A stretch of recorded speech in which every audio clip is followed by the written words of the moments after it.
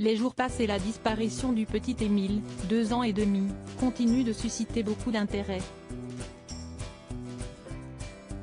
Nos confrères de Nice Matin sont partis enquêter en plein cœur du village où a disparu l'enfant, évoquant alors une piste désolante dévoilée par un inconnu.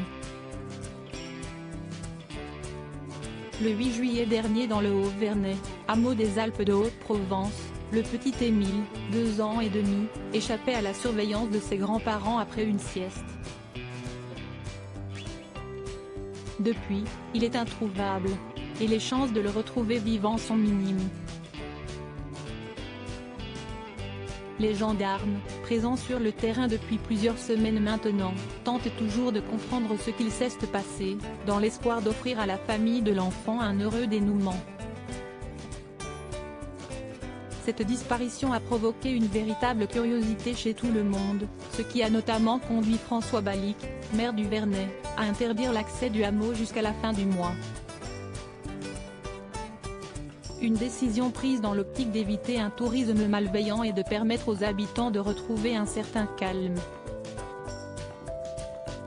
Ce qui n'empêche malheureusement pas certains hurluberlus, comme les appellent nos confrères de Nice Matin qui sont partis enquêter sur cette affaire au cœur de la commune, d'appeler la mairie en prétendant savoir où se trouve le petit.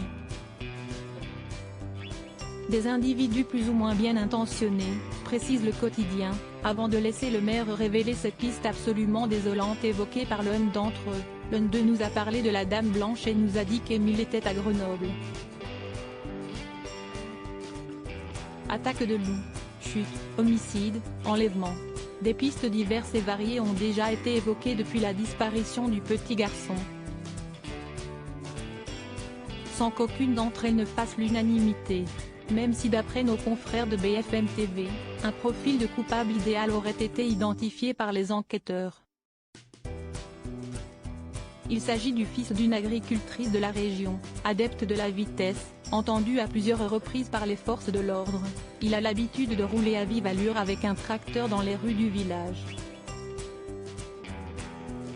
Mais il ne s'agit que de rumeurs, la police ayant pu prouver que ce jeune n'était pas sur place au moment de la disparition d'Émile. Le mystère reste donc entier concernant cette affaire. Ce qui n'arrange pas vraiment les habitants du Vernay, qui se seraient bien passés de ce fait divers, eux qui ont déjà été marqués par plusieurs actualités dramatiques ces dernières années. En effet, avant la disparition d'Émile, la commune avait déjà été marquée par le meurtre de la tenancière d'un café en 2008, puis par le crash volontaire d'un avion de ligne de la Germane 20 en 2015. Le village, si esti avant tout le bonheur, les vacances.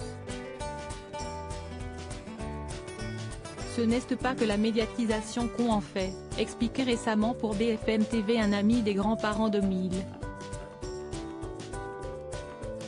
Un village traumatisé.